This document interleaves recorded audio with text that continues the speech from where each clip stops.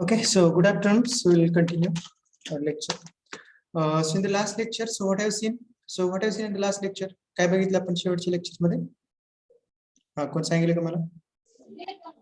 Graphical method त्याच्यामध्ये space diagram, vector diagram. ठीक आहे, म्हणजे आपण काय केलं होतं लास्ट लेक्चरला तर ग्राफिकल मेथड ह्या स्टार्ट केली होती. Okay, graphical method. In that, so we have seen. So initially, what we have seen is why we are using the graphical method. Then in that, we have seen what is meant by Bose notation. Okay, what is the Bose notation? So anyone can tell me. So how we can define Bose notation, or how we are using it, etc. So anyone will tell me about this?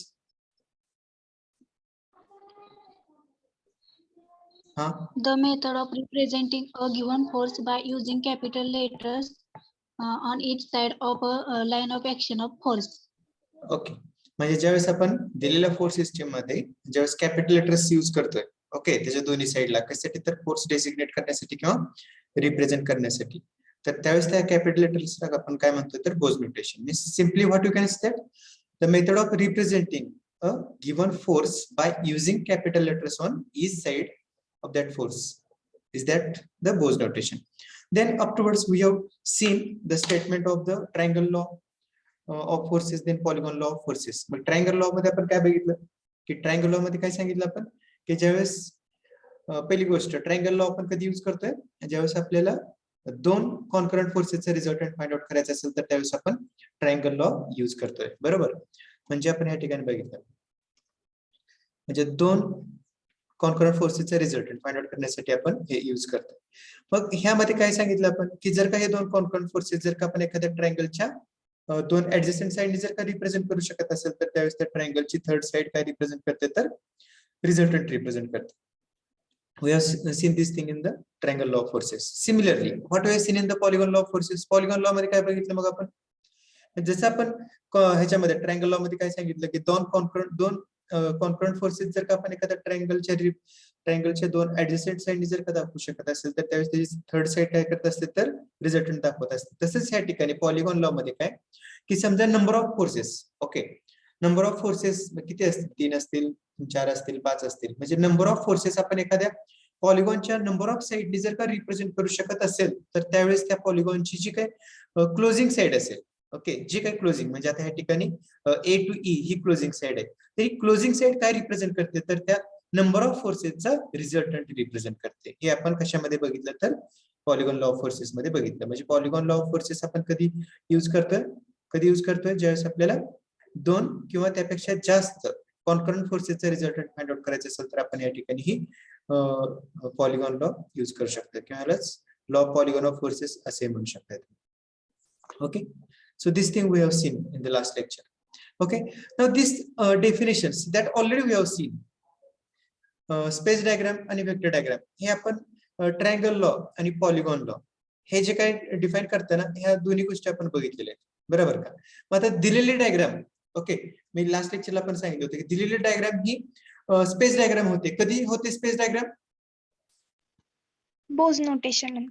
म्हणजे बोज notation use केल्यानंतर. एकदम simple गोष्ट आहे बघा. आणि ह्याच्यामध्ये कसं असतं लक्षात घ्या की आता ही जी काय तुमची समजा स्पेस डायग्राम आहे, okay, suppose this your space diagram. He space diagram ज्यावेळेस आपण आपल्या नोटबुक मध्ये वगैरे किंवा जे काही ड्रॉ करत असतो तर आपण हे ऍक्च्युअल अँगल घेऊन ड्रॉ करत असतो. लक्षात ठेवा, समजा या ठिकाणी 30 डिग्री असेल तर आपण हे प्रोटेक्टर मेजर करून घेत असतो अँगल. समजा हा 60 डिग्री आहे तर हा 60 डिग्री अँगल मेजर करून घेत असतो.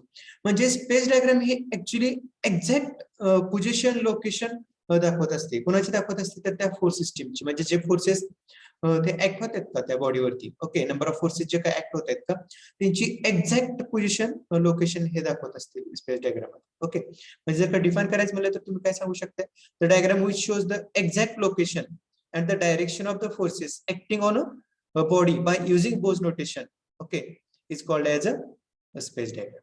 Okay, या ठिकाणी this नाही इथे is called as a space diagram. लक्षात येते का? is the diagram which shows the exact location and the direction of the forces acting on a body by using the Bose notation. म्हणजे ज्यावेळेस आपण एखादी डायग्राम ओके, जी exact location आणि direction दाखवते कोणाचे तर जे फोर्सेस ऍक्ट होत आहेत त्या बॉडीवरती. आणि हे दाखवताना आपण काय करतो तर त्यामध्ये बोज नोटेशन यूज करतो. तर ह्या डायग्रामला आपण काय म्हणतो तर स्पेस डायग्राम म्हणतो. मग ह्यापासून म्हणजे आपण पहिल्यांदा बघितलं आपण पॉलिगॉन लॉ मध्ये किंवा ट्रायंगल लॉ मध्ये आपण पहिल्यांदा ही स्पेस डायग्राम ड्रॉ करत होतो आणि स्पेस डायग्राम ड्रॉ केल्यानंतर आपण काय करायचं तर व्हेक्टर डायग्राम ड्रॉ करत होतो. आता व्हेक्टर डायग्रामची डेफिनेशन म्हणजे काय तर प्रोसेसच आहे.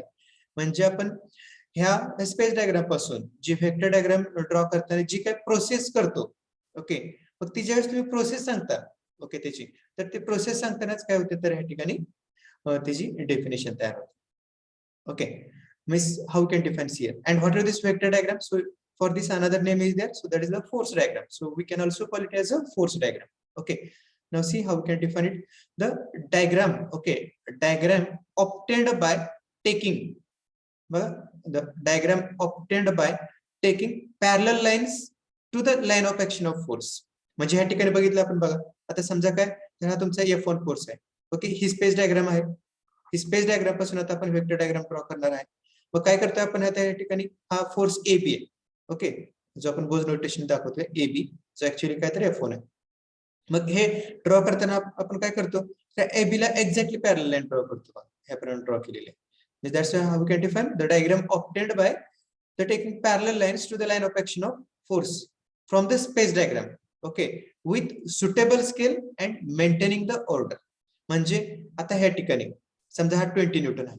ओके, मग ह्या ठिकाणी 20 न्यूटन जर का फोर्स असेल तर आपण काय करणार ह्याला स्केल घेणार. मग किती घेऊ शकते 1 centimetre is equal to 5 newton घेतलं तुम्ही. Okay, 1 centimetre is equal to 5 newton. म्हणजे आपल्याला हे AB डिस्टन्स मिळवण्यासाठी आपल्याला काय करावं लागेल, जी फोर्सची मॅग्निट्यूड आहे किती आहे 20, त्या 20 ला किती डिवाइड करावं लागेल मग आपल्याला जेणेकरून या ठिकाणी हे लाईन सेगमेंट AB चं डिस्टन्स मिळेल. किती डिवाइड करावं लागेल आपल्याला 5. बरोबर, स्केलने आपण डिवाइड करतो. स्केल किती घेतलं आपण 5 न्यूटन. म्हणजे 20 ला 5 ने डिवाइड केल्यानंतर आपल्याला किती मिळणार तर 4 सेंटीमीटर. म्हणजे तुमचं या ठिकाणी हे लाईन सेगमेंट जे काय का AB ह्याची लेंथ किती असेल तर 4 सेंटीमीटर असेल. हेच मग असं प्रत्येक ह्याचं घेत जाणार. म्हणजे समजा आता या ठिकाणी F2 हा 30 न्यूटन आहे. परत ह्या 30 ला काय करणार तुम्ही परत 5 ने काय करणार डिवाइड करणार. म्हणजे हे तुमचं लाईन सेगमेंट BC किती मिळेल BC 6. म्हणजे तुम्ही ह्या BC ला पॅरलल लाईन ड्रॉ करणार अशी पॅरलल लाईन ड्रॉ करणार आणि मग तुम्ही कंपास मध्ये 6 सेंटीमीटर डिस्टन्स घेणार आणि ह्या ठिकाणी R घेणार आणि ज्या ठिकाणी कट होईल त्या ठिकाणी आपल्याला काय मिळणार तर C पॉइंट मिळणार. मग ह्याप्रमाणे तुम्हाला काय तर ही BC लाईन मिळणार. ओके, आणि मग शेवटी आपण हे first to last point join करत असतो. म्हणजे हे व्हेक्टर डायग्राम ड्रॉ करत असताना आपण काय करत असतो तर सुटेबल स्केल यूज करतोय आपण. Okay, and we are maintaining the order. Maintaining the order म्हणजे काय की समजा जर का तुम्ही ह्या ठिकाणी आता समजा हे दोनच फोर्स आहेत पण समजा आणखीन एखादा फोर्स असला असता F3. ओके, मग तुम्ही जर का पहिल्यांदा F1 घेतलाय, ओके, इथे F1 घेतलेला आहे, मग त्यानंतर डायरेक्टली तुम्ही F3 घेऊ शकताय का? F3 घेऊ शकताय का? घेऊ शकत नाही. आपल्याला हे ऑर्डर मेंटेन करायची. म्हणजे जर का तुम्ही इकडून चालू केलं तर हे असंच घ्यावं लागेल. मग F3 घ्यायचं असेल तर ती ऑर्डर मग अशी ठेवावं लागेल तुम्हाला. ठीक आहे. So you have to maintain the order while drawing the space diagram. Okay, मी simply how we can define म्हणजे या ठिकाणी व्हेक्टर डायग्रामची डेफिनेशन सांगताना आपण काय करतो तर थोडक्यात त्याची प्रोसेसच आपण या ठिकाणी सांगतो. Is the diagram obtained by taking parallel lines to the line of action of forces, okay, from the space diagram with suitable scale and maintaining the order is called as a vector diagram. Is it getting it?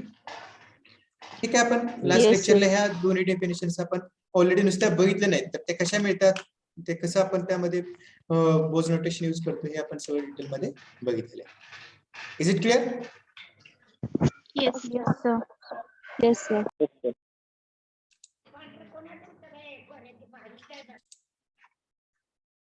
ठीक आहे, so will move to the next one.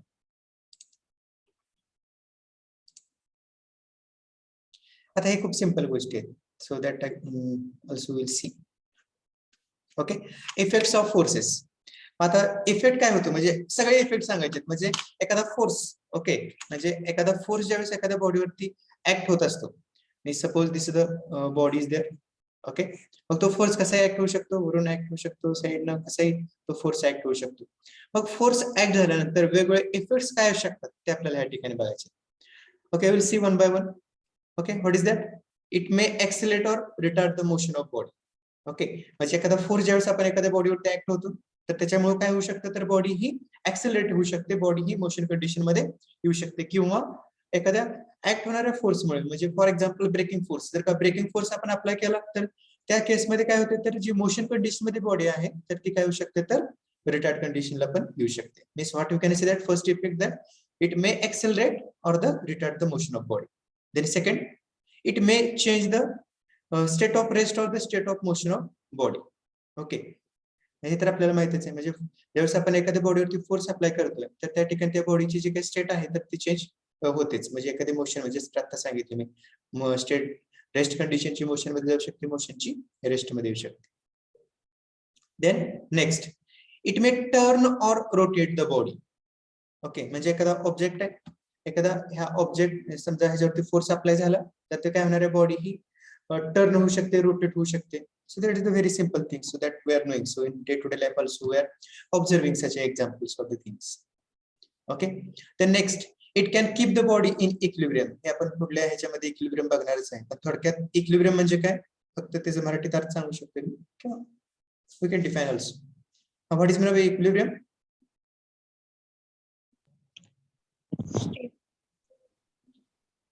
State of rest. Stable. State of the rest condition, stable condition. It's correct. म्हणजे काय करू शकते, तर एखाद्या बॉडीला rest condition मध्ये ठेवण्यासाठी ओके आपल्याला फोर्सची गरज पडू शकते. ठीक आहे, थोडक्यात सिंपल गोष्ट आहे. पुढल्या चॅप्टर आपला इक्विलिब्रियम वरतीच आहे. म्हणजे हा फोर्स झालाय, ऍक्ट झालाय या बॉडीवरती, ह्या फोर्स मुळे काय होते, तर बॉडी मूव्ह होते. ओके, मला रेस्ट कंडिशनला आणण्यासाठी, इक्विलिब्रियम कंडिशन मध्ये आणण्यासाठी मला काय करावं लागेल, Opposite force apply करायला लागेल. I need to apply one more force. Okay, here I need to apply another force. At that time, whatever this body is there, so it may come into the equilibrium condition. Okay, then next, it may change shape and size of the body. Actually, whatever this thing, this fifth effect is there, so we are not considering in our subject. Okay, then in as a general effect, so we are just writing here.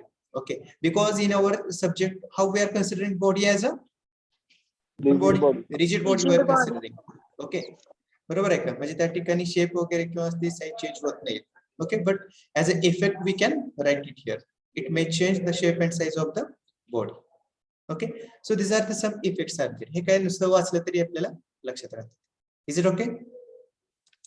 Yes, sir. Yes, sir. And the last now,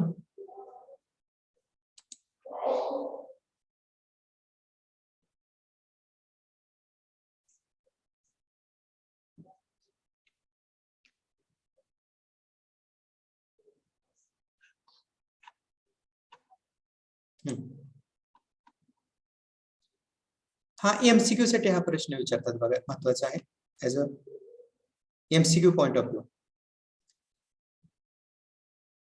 So what is that, our heading? That is the graphical representation of the moment. Okay, okay, we'll see. So you will see here, so one here I have one equilateral triangle is given.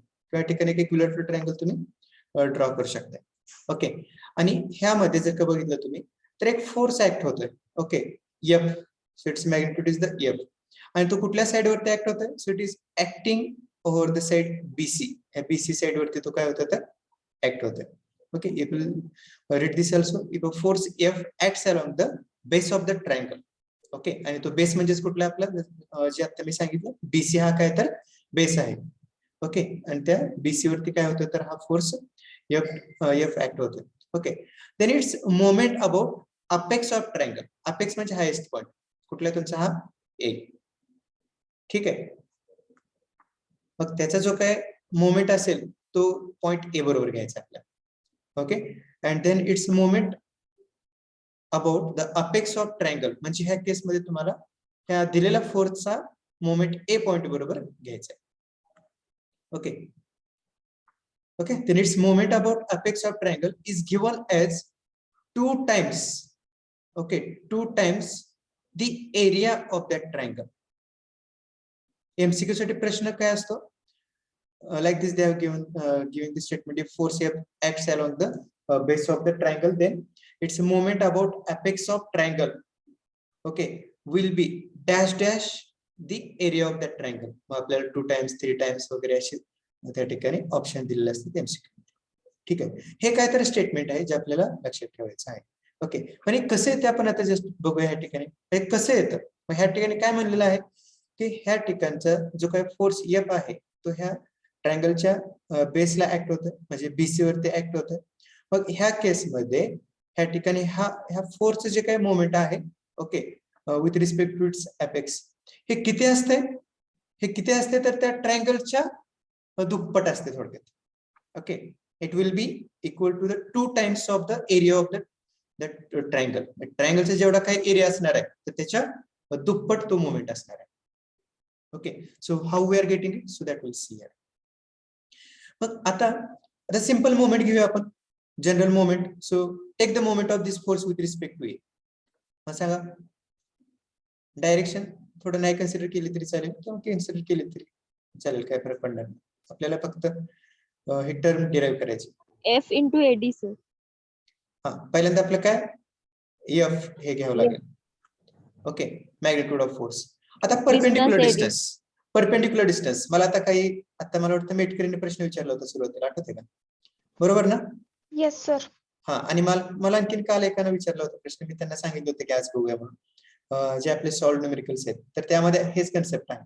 Okay, तर हे तर आता आपल्याला ह्या फोर्सचं moment ह्या point A बरोबर घ्यायचं, बरोबर का? मग आपलं परपेंडिक्युलर डिस्टन्स कुठलं होणार आहे, परपेंडिक्युलर डिस्टन्स? ह्या फोर्सचा लाईन ऑफ ऍक्शन कसा आहे, हा हॉरिझॉन्टल आहे. Okay, this is the line of action of this force F. Okay, which is acting along the base BC. जो काही फोर्स आहे BC भोवती ऍक्ट होतोय, त्याचा लाईन ऑफ ऍक्शन कसा आहे तर हा हॉरिझॉन्टल आहे, बरोबर का? मग ह्या ठिकाणी ह्याचं परपेंडिक्युलर डिस्टन्स, कुठून परपेंडिक्युलर डिस्टन्स तर पॉईंट ए पासून परपेंडिक्युलर डिस्टन्स, कुठपर्यंत परपेंडिक्युलर डिस्टन्स तर ह्या फोर्सच्या लाईन ऑफ ऍक्शन पर्यंत परपेंडिक्युलर डिस्टन्स कुठला असणार आहे तर हे असणार. ओके, हे परपेंडिक्युलर डिस्टन्स. मग इथं आपण तो कशाने दाखवतोय AD. मग कशाने मल्टिप्लाय करू शकता तुम्ही F ला या ठिकाणी? F इंटू काय? AD. F into AD. Okay, so getting the moment. So just what we did here. So we have taken the moment of this given force with respect to the point A. ह्या ठिकाणी F चं moment आपण point A बरोबर घेतलेला आहे. तो किती आला? F into AD आलेला आहे. ठीक आहे, हेच आपण काय करतोय थोडं आता इलॅबोरेट करतोय. आता आपण सुरुवातीला काही गोष्टी या ठिकाणी बघितलेल्या आहेत. ओके, लॉ ऑफ पॅरलॉग्राम मध्ये वगैरे. आता हा जो फोर्स F आहे, okay, so it is acting along the which side, कुठल्या साइड भोवती ऍक्ट होतोय तो? BC. Is it correct? So it Yes, is sir. Acting along the side BC. Means here, so I can write like this. Okay, BC represent, or the what you can say that, so F, so it is represented by the side BC. Means the force F is represented by the side BC. ह्या ठिकाणी मी F कशाने replace केलाय तर हा BC ने replace केलाय. का केलाय तर या ठिकाणी जो काही दिलेला गिव्हन फोर्स आहे का, हे along the side BC act होतोय, म्हणून या ठिकाणी मी F च्या ठिकाणी BC लिहिलेला आहे into AD. Okay, and here now, so what I will do, I will multiply to this term. Suppose this term BC into AD, I will multiply to this term, or what you can say that I will multiply and divide by the 2 to this term. म्हणजे काय या ठिकाणी 2/2 into BC into AD. आणि मी हे कसं लिहू शकतो परत आता? 2 into काय बघा, 1/2 into BC into AD. Okay, बरोबर आहे का? काय केलं मी या ठिकाणी? 2 बाहेर घेतलाय आणि ब्रॅकेट मध्ये काय घेतलंय? 1/2 into BC into AD. And you will see this term which I have shown in the bracket. So what is it? Area. Area of the triangle Area of triangle. ABC. म्हणजे ह्या ठिकाणी आता कसं लिहू शकतो मी? 2 into area of triangle ABC. झालं. मग ह्याचा अर्थ काय होतो? मग हे प्रत्येक जास्त आपण statements, moment with respect to point A is equal to 2 into area of triangle ABC. ही जर का आपण हे वाचलं तर काय येते, this moment of the given force with respect to apex और with respect to point a will be equal to the 2 times of the area of that triangle.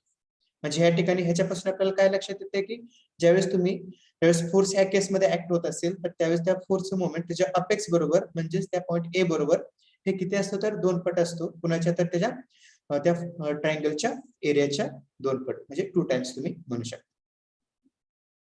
Is it clear? It's very simple. ह्याच्यामध्ये एकच point विचारतात तर MCQ साठी ह्याला star करू शकता. MCQ साठी हा एक महत्वाचा पॉइंट आहे. Is it okay? Yes. ठीक आहे. बाकीचे जेवढे काय हे डेरिव्हेशन्स वगैरे कोण काय विचारणार नाही. फक्त जे काही स्टेटमेंट आहे, कुठून स्टेटमेंट, हे तुमचं statement. So this statement, so it is the very important. So just you remember this. MCQ मध्ये परत आणखी येईलच, आपण आता हे डिस्कस करणार आहे एमसीक्यू आपले झाल्यानंतर. Okay, any doubt in case of this? No, sir. No. No, sir. No, sir. Okay, so I'll clear this.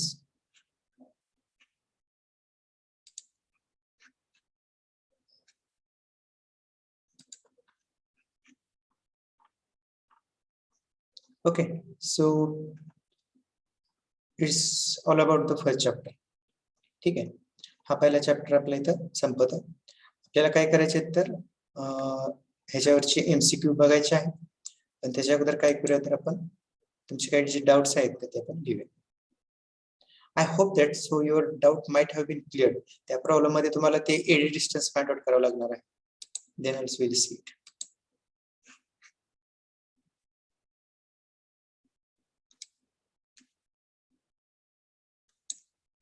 हा,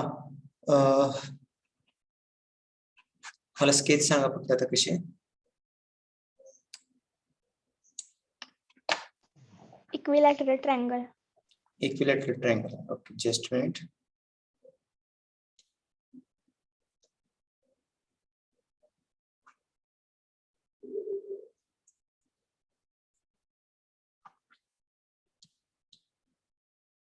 हाँ, इक्विलॅटरल ट्रायंगल आहे.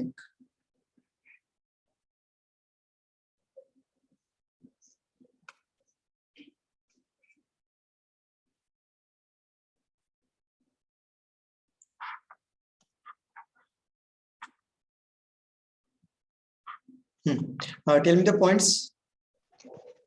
A, B. ABC. तो पॉइंट कुठे आहे? इथे आहे का? ए खबरते? Yes, sir. इथेच A. A, B. B, C. C. नाही सर, B जागी C आहे ना? B वरती आहे सर. ओके.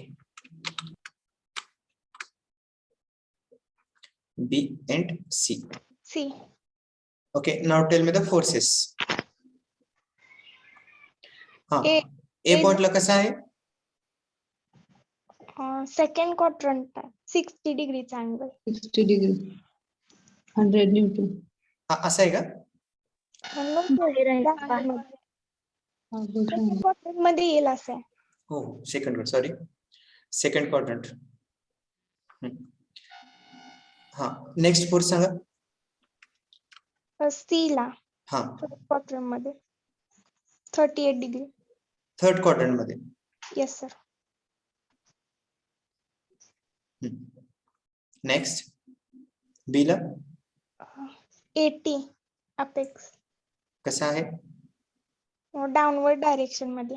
हा सर त्या साइडला पण आहे. नाही सर, वरून खाली असं. व्हर्टिकल हॉरिझॉन्टल आहे का इन्क्लाइंड आहे? वर्टिकल हॉरिझॉन्टल दोन्ही पण आहे. दोन्ही आहेत का? बरं पहिला सांगा, असा आहे का व्हर्टिकल? डाऊनवर्ड डायरेक्शन मध्ये. असा? तर त्याचं वरचं टोक B पाशी येतं. डायरेक्शन खाली फुल टाइप आहे सर. तर एरो हेड बी पाशी येतो. Arrow head B ला आहे सर. हा, वरून खाली आहे का? असं असं आहे. हा सर, तसं. Yes sir. ठीक आहे. हा, नेक्स्ट इथंच आणखीन एक आहे का? येस हा, सर. sir. 18 हा. Newton. इथं कसं आहे आता? करेक्ट आहे. हा, असं आहे. Yes sir. Both 80 newton. Just minute. From this first, a ला किती आहे? 100 100 Newton. 100 Newton. Tell me its angle also. 60 degree. 60 degree. 60 degree. It is the 60 degree. Okay. At point C. 30 degree. 30 20 degree. degree. Magnitude 22. 120. 120 Newton. Newton. Here. This horizontal. Tell me. 18 80 80 Newton. Newton. 80 Newton. 80 Newton. Newton.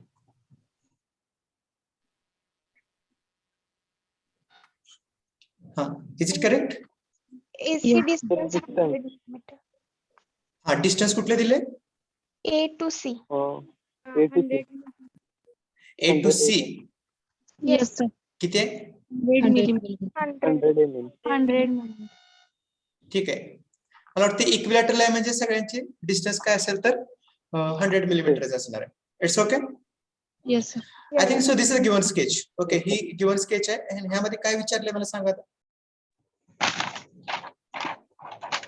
And resultant of the force system about point A as shown in of figure equilateral on triangle.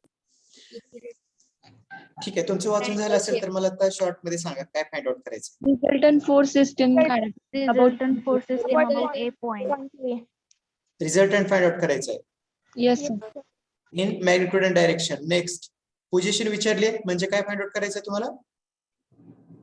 Distance. Perpendicular distance D, X intercept, Y intercept.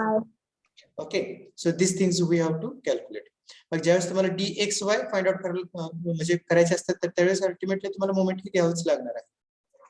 Okay, म्हणजे आता आपल्याला काय करायचं तर या ठिकाणी पहिल्यांदा या ठिकाणी म्हणू शकता resolving forces horizontally and vertically and then you have to take the summation Fx. FX. Start from here 100 newton. आता इथपर्यंत आपण आलो की आपण डायरेक्ट घेऊ शकतो. सांगा summation Fx. 100 cos 60. Plus Minus. Minus Minus 100 minus. Minus 100 60. 60. cos Cos 60. 60. Yes, sir. minus 100 cos 60. Then next 120 Newton. It's Fx Minus 120. minus 120. Minus 120 sin minus 120 Cos 30. cos 30. cos 30. Plus Then next Plus 80. Plus 80. Horizontal. plus 80. 80. What about this vertical force? 0, sir. 0, sir. 0. As it is vertical force, its Fx component will be 0. Do this calculation and how much you are getting, you can tell me directly. Already you might have done it. Minus Minus 73.92 Newton. Minus 73. point 92. 92 92 Newton. Newton. ठीक आहे, हे आपल्याला काय मिळतं तर summation Fx मिळतं. बरोबर, हेच तुम्ही कसं लिहू शकता तर 73.92 Newton. In the bracket you can show the arrowhead. Okay, so this is the summation Fx. Now come to the summation Fy. Summation Fy सांगा आता काय ते. Again start from 100 Newton. So how will be its Fy component? Plus 100 sin Plus 100 sin sin 60. 60. ठीक आहे, next. minus 120 sin 30. हा बघा या ठिकाणी 120 चा Fy कंपाऊंड घेतोय आपण. तो कसा आहे तर डाऊनवर्ड डायरेक्शन मध्ये म्हणजे काय येणार minus 120 sine Sin 30. 30 Minus 80. Minus 80. Minus 80 80. आणि ह्या 80 न्यूटनचा Fy 0. 0. हे किती येते Minus 50. minus 53.39 Newton. काय ऐकू येत नाही मला. Minus 53. 39. आणखीन काय ऐकू येत नाही. Minus 53.3974 Newton. तुमचं जर सगळ्यांचं सांगून झाल्यानंतर मला सांगा आणि एक जणांनी सांगा मला. Minus 53.39. 53. हा आता सांगा. Minus 53.39. हा ओके, व्हेरी गुड. मी अगोदर सांगितलं की सांगताना एक जणांनी सांगा अगोदर, त्यानंतर सांगू शकता कारण so it makes noise. Okay, so 53.39 Newton in the bracket downward. Downward direction. हा आता आर मला डायरेक्टली सांगा, फॉर्म्युला यूज करून तुम्ही कॅल्क्युलेशन करू शकता. आर एन थिटा डायरेक्टली सांगा. 91.80. 91.19. थिटा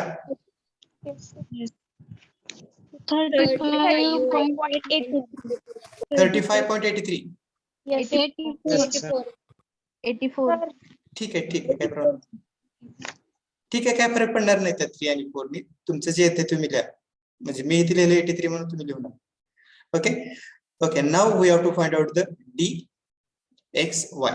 ओके, मग ह्यासाठी आपल्याला कशाची गरज पडते? So here we need to use the Varignon's theorem. You can mention here by using Varignon's theorem.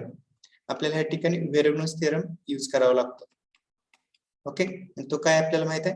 So algebraic sum of moment of all forces About point A. about point A is equal to moment of resultant at the same point. कुठला point आहे दिलेला? Question मध्ये कुठला? H आहे ना?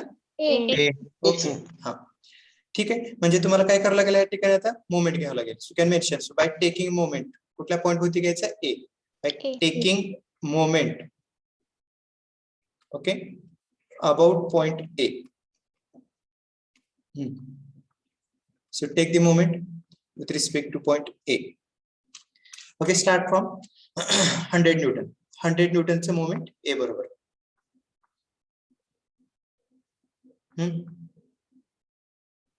100 चा moment A बरोबर किती येत आहे?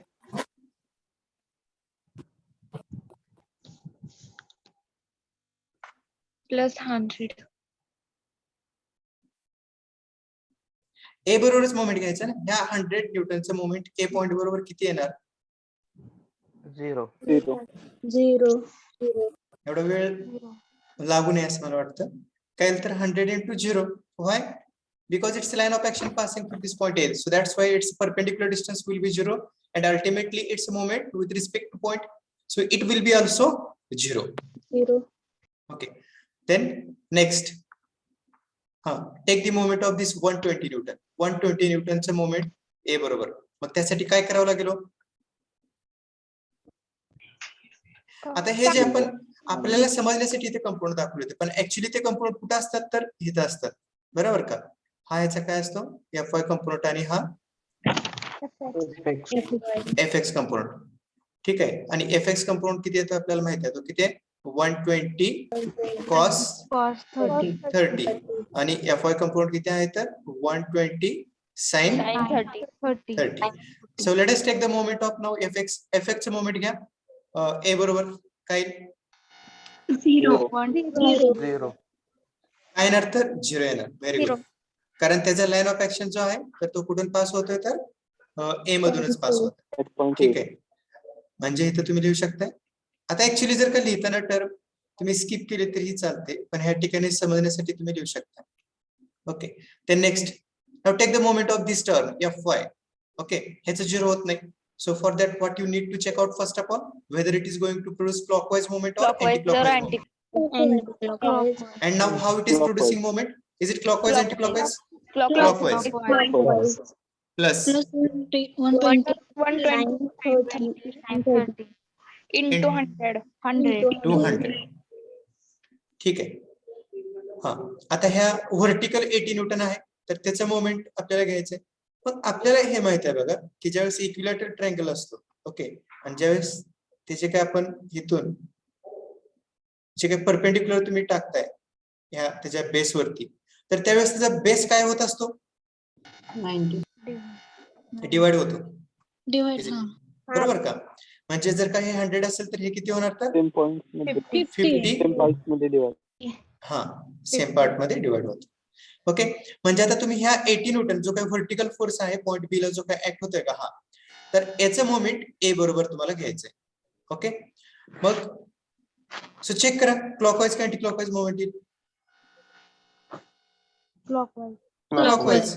Plus 80 into perpendicular distance 50. आता कुठलं राहिले बघा? एकच राहिलेलं आहे. कुठला आहे 80 न्यूटन. 80 Newton. हा, ह्याचं मोमेंट सांगा मला, ए बरोबर क्लॉकवाईज का anticlockwise. So how it is going to produce the moment with respect to point A. Clockwise. Clockwise. 80 into, समजा आपण या ठिकाणी पॉइंट डी देऊया इथं 80. 50, sir. No, which distance you are talking. ह्याचं मोमेंट घेतो आपण, ह्याचं Yes, sir. Yes. याचं ह्या 80 न्यूटनचं मोमेंट घेतोय. मग याचा लाईन ऑफ ऍक्शन कसा आहे, हा लाईन ऑफ ऍक्शन आहे of this one. Line of action हा आपल्याला परपेंडिक्युलर डिस्टन्स कुठून पाहिजे, तर ह्या ए पासून पाहिजे. कुठपर्यंत पाहिजे, तर इथपर्यंत पाहिजे. हे डिस्टन्स आपल्याला पाहिजे. Is it getting it. हे डिस्टन्स पाहिजे, म्हणजे हे आणि हे तुमचं सेमच आहे. म्हणजे तुमचं डिस्टन्स कुठलं पाहिजे तुम्हाला, बीडी हे डिस्टन्स लागेल परपेंडिक्युलर डिस्टन्स. लक्षात येत आहे का. आपल्याला माहित आहे ना, आपण आपला जो काय परपेंडिक्युलर डिस्टन्स असतं, हे परपेंडिक्युलर डिस्टन्स आपण कुठून घेत असतो, तर ज्या पॉईंट वरती आपल्याला मोमेंट घ्यायचे. म्हणजे ह्या ठिकाणी कुठला पॉईंट आहे, ए पॉईंट आहे. तर ह्या पॉईंट पासून, ए पॉईंट पासून परपेंडिक्युलर डिस्टन्स कुठपर्यंत, या फोर्सच्या लाईन ऑफ ऍक्शन पर्यंत. म्हणजे ह्या फोर्सचा लाईन ऑफ ऍक्शन कुठला आहे, हा आहे. आणि हे परपेंडिक्युलर डिस्टन्स कुठला असेल, तर हे असणार आहे. म्हणजेच कुठलं डिस्टन्स येणार, तर ते बीडी. इथे लिहू शकता तुम्ही. कुठलं परपेंडिक्युलर डिस्टन्स आहे आपलं, BD. Is it getting it everyone. लक्षात येतं का परपेंडिक्युलर डिस्टन्स बीडी कसं मिळतं आपल्याला. Yes, sir. मग आता हे समजत असेल तर मग पुढला पॉइंट काय आपल्याला, की हे बीडी डिस्टन्स आपल्याला मिळवावं लागेल ह्या ट्रायंगल पासून. बरोबर आहे का. कुठला ट्रायंगल मिळतो आपल्याला या ठिकाणी, तुम्ही चेक करू शकता बघा. कुठलाही ट्रायंगल घेऊ शकता तुम्ही. एबीडी ट्रायंगल घेऊ शकता. Here you can mention in triangle ABD. काय आता ट्रिग्नोमेट्री यूज करा, पायथागोरस थेरम यूज करा, what ever things you can use it. मग आता हा ट्रायंगल कुठला आहे, म्हणजे इक्विलॅटरल ट्रायंगल आहे ना. म्हणजे हा अँगल किती असणार, इक्विलॅटरल ट्रायंगलचे आत इन्क्लूड अँगल्स किती असतात, 60. 60. ह्या गोष्टी माहित पाहिजेत आपल्याला. इक्विलॅटरल ट्रायंगल बघतोय आपण, ठीक आहे. हा अँगल किती असतो, 60 डिग्री. हे डिस्टन्स माहित आहे आपल्याला, एडी डिस्टन्स माहित आहे. एडी डिस्टन्स किती आहे, 50. 50 mm आहे. ओके. त्यानंतर आपल्याला अँगल माहित आहे आपल्याला काय पाहिजे आता, बीडी. BD. हा, आता ह्यासाठी दोन मेथड्स आहेत. आपण एक तर ट्रिग्नोमेट्री यूज करू शकता, किंवा आय थिंक पायथागोरस थेरम पण यूज करू शकतो, तुम्हाला मिळू शकतो. पण आपण या ठिकाणी हे ट्रिग्नोमेट्री यूज करूया. तर मला सांगा, आता आपल्याला बीडी मिळवायचं आहे. आपल्याला ह्या ठिकाणी ह्याची ऍडजस्टंट साइड माहित आहे. So what I will use here, what I can use here. काय साइन, कॉस, टॅन काय घ्यावं लागेल, Tan. tan 60 इज इक्वल टू काय बघा. tan म्हणजे काय असते, opposite side, which is the opposite side, BD is the opposite side. Okay, divided by adjacent side, which is the adjacent side, AD. Okay, and what we have to find out, BD we have to find out. Okay, म्हणजे काय येणार, tan 60 into AD किती आहे, it is how much, 50. just do the calculation, you will get BD here. करा calculation. 86.60. 86.60. 60 or 66? 60. 86.6. Means we have got BD is equal to 86.60 millimeter. ठीक आहे. आपल्याला या ठिकाणी BD हे मिळालं. Now just simply you have to put here. हे replace करा या ठिकाणी. किती रिप्लेस करायचं आहे, 86.60 and do this calculation. तर लक्षात येते सगळ्यांच्या, Yes. Yes, sir. Yes, sir. ठीक आहे. Tell me the answer now.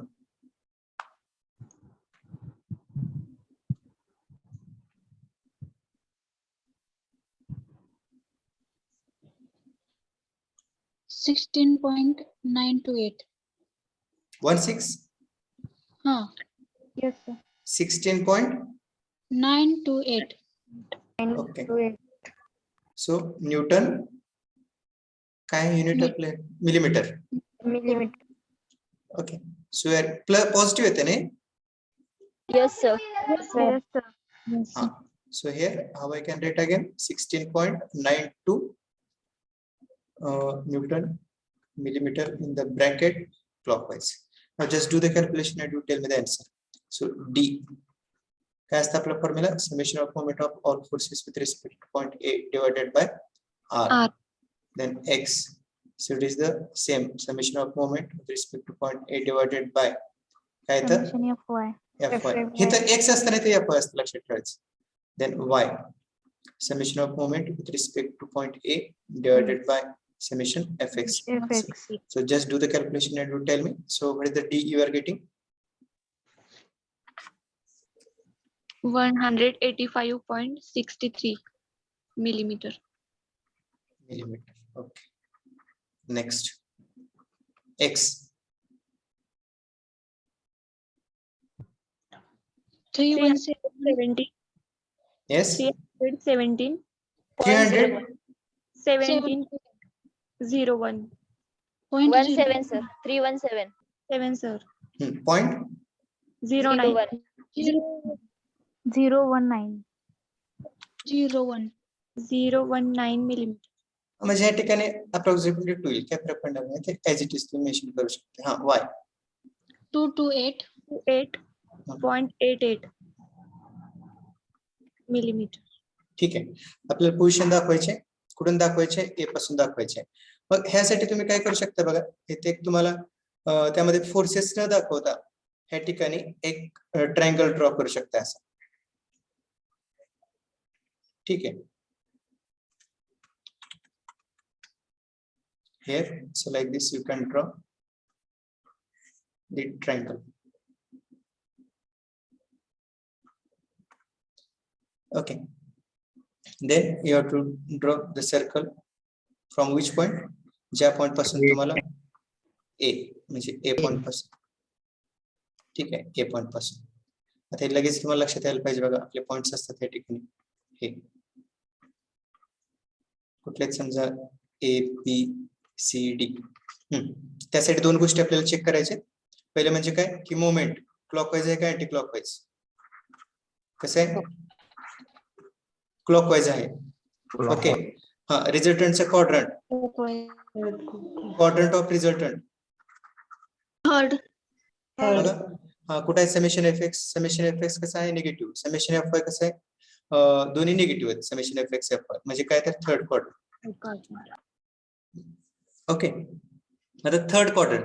मग थर्ड क्वाड्रंट मिळण्यासाठी कुठली पॉसिबिलिटी? दोनच पॉसिबिलिटी असू शकतात. कुठल्या? ए किंवा सी. बरोबर आहे का? ए किंवा सी ह्या दोनच पॉसिबिलिटी होऊ शकतात. मग ह्या दोन्ही पैकी कुठले सिलेक्ट करणार? समजा मी दोन्ही ठिकाणी दाखवतो. ओके. थर्ड म्हणजे ह्या दोन्ही मधले एक आपल्याला सिलेक्ट. कारण मुवमेंट पॉझिटिव्ह आहे. Absolutely correct. आपल्याला सी घ्यावं लागेल का? तर आपल्याला कशाचा विचार करायचा आहे? मोमेंट. आपल्याला मोमेंट कसा पाहिजे? तर क्लॉकवाईज. म्हणजे ज्यावेळेस तुम्ही सी पॉइंटला ज्यावेळेस दाखवताय तर ह्या ठिकाणी ह्याचा जो काय प्रोड्यूस होणारा मोमेंट आहे तर तो काय येईल? तर क्लॉकवाईज येईल. ओके. म्हणजे ह्या ठिकाणी हे जे काय ए ला आहे का तो येणार नाही. ओके. आणि हे तुमचं परपेंडिक्युलर डिस्टन्स डी. ह्या ठिकाणी जर का तुम्ही क्वाड्रंट केला तर ह्या ठिकाणी तुमचा हा अँगल थिटा हा रिझल्ट. ओके. ही काय तर तुमची रिझल्टंटची पोझिशन आहे. So this one. हा असा रिझल्टंट ऍक्ट होतोय ह्या सिस्टीम मध्ये. Is it clear? Yes, sir. Yes sir. Hello sir. हा बोला. Sir, summation MA is equal to 60.928 नाही. ती पॉइंट नाही सर त्यात. तो होल नंबर आहे 16,928. Which one? हा सर. समेशन अच्छा. MA. तिथे कॉमा आहे, पॉइंट नाही.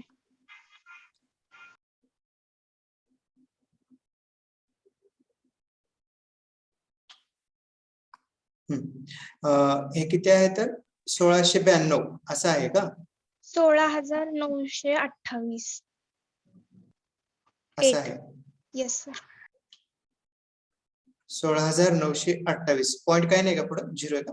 No sir. No sir. Okay. हा is it correct now? Yes Yes, sir. sir. Yes sir. हा is there any doubt? Sir हा फिगर अंदाजे काढायची का मेजरमेंट घेऊन काढायची? अंदाजे काढायची. प्रोपोर्शनल दाखवते. गरज नाही मेजरमेंटची वगैरे. हा थोडा ऍक्च्युली मला घ्यायचा नव्हता हा प्रॉब्लेम. मी लास्ट टाइम पण घेतला होता. आपल्याला जर का ऑनलाईन साठी एवढी गरज नाही एवढ्या डीप मध्ये जायची. पण तो आला चुकून प्रॉब्लेम, पण काय असं डिफिकल्ट वगैरे नाही. ठीक आहे, म्हणजे हा प्रॉब्लेम समजला का? मला वाटतं कुठला प्रॉब्लेम आहे नाही. हा, कुणाला काय डाऊट आहे का ह्याच्या व्यतिरिक्त आणखी ह्याच्यामध्ये? No sir. No sir. No, sir. हा, प्रथमेश sir. काळुंगे, तुमचं काल काहीतरी डाऊट होतं? नाही ह्याच प्रश्नाच्या संदर्भात होतं सर. हा, आणि डायरेक्टली मेन्शन करायचं डाऊट. मला काय जर डाऊट असेल तर तुम्हाला मेसेज करायचं असेल तर मेसेज मध्ये टाकून ठेवायचं की या प्रॉब्लेम मध्ये असं आहे. ओके, जर मला जर वेळ असेल त्यावेळेस मी नंतर कॉल बॅक करेन किंवा पुढल्या लेक्चरला ते घेईन, किंवा रिप्लाय करून देता जर का मला आलं तर मी लगेच रिप्लाय मध्ये देण्यासाठी किंवा रिप्लाय देण्यासारखं असेल थोडक्यात तर देऊ शकतोय. नाहीतर कॉल करेन मी किंवा